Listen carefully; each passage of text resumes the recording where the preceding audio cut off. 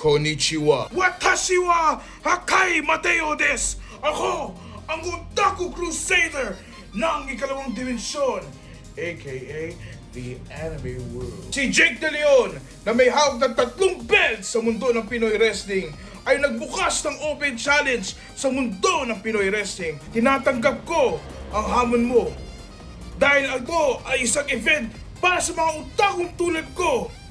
At dapat lang na manalo ang isang otakong tulad ko sa laban na ito. At ako, isang Otaku Crusader, nagre-representa sa mundo ng otakuismo, ay lalaban para kunin niyang belt na yan at magwagi bilang isang kampyon ng hindi lang ng Pilipinas, kundi ng The Anime World. At gawin ko lahat na ito para sa aking minamahal na waifu. JDL, di porket tatalo mo si Brian Kendrick noong nakarang Dexcon, ay matatalo mo ang isang Otaku Crusader gaya ko.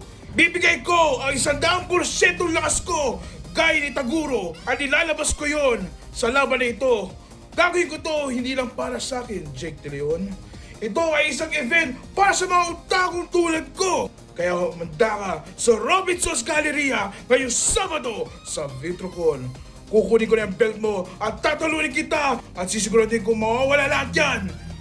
Dahil ako ang tagawasak ng mga normie na hayop na tulad mo. At yun ay isang mensahe mula sa The Anime World.